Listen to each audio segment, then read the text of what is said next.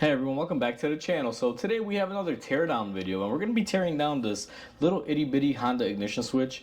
I'm going to show everyone what's inside here and the little contact wear patterns, because these are very common to fail. So like always, if you haven't subscribed to the channel, go ahead and subscribe button down below. And with that said, let's go and get started on today's video. So here is our ignition switch on our bench, and it's actually going to be quite simple. To open these up, you don't really need a whole lot. We are going to probably destroy it, but we need a flathead screwdriver or a pocket screwdriver. And where you're going to want to begin, and I'm not even too sure here, but I believe, because I have played around with these before, I believe this cover comes off in this fashion.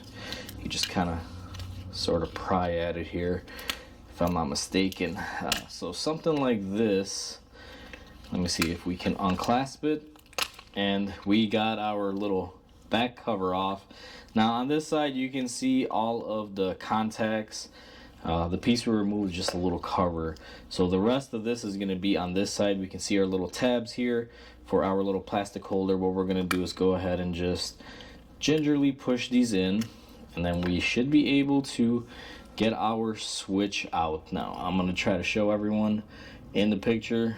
You can see a lot of burn marks in there, and they do put a little bit of contact grease on these, so what you're seeing is meant to be there. It's a specialty electrical grease, kind of like what you put on spark plugs and stuff. It's meant to flow electricity better, but we can clearly see, now this does have some spring motion in here. Let's take this off, that the contacts are definitely worn down. What I'm going to try to do here is wipe off these little contact patches with my hand, and we can see that little bit of green on the copper points about right here. You can see how it's a darker green in color, and then it gets lighter, but yet this whole piece is copper. That's basically the spots that cause the wear out points. You can see here this little part of it is getting some wear and tear. Pretty common point on these, and you can see right here this part where it's the darkest. You can clearly see that's starting to burn in there, guys. I don't know if anyone can see that. That's pretty bad there. So the inside of this is basically just a contact, and I don't know if I could tear this piece into smaller pieces. Looks like we can, so we can remove the top portion, the bottom portion, and a bunch of little springs that are associated with it. Now this is the little mechanism that turns.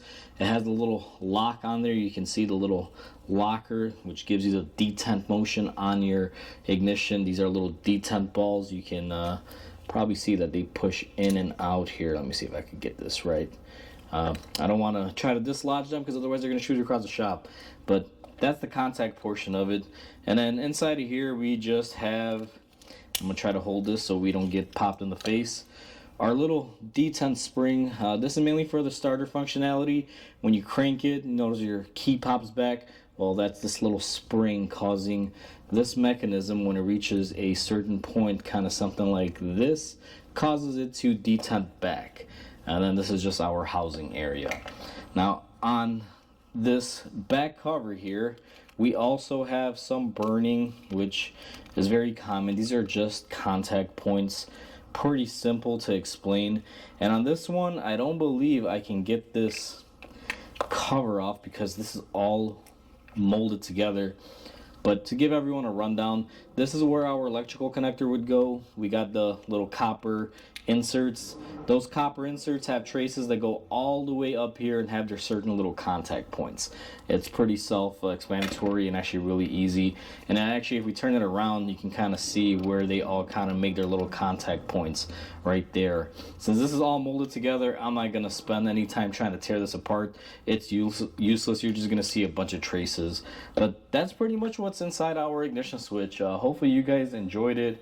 It's a quick and short video, and hopefully this explains why these always have a problem. So like always, comment, like, and subscribe, because it definitely helps the channel grow. I hope everyone has a wonderful day, and I'll catch you on the next video.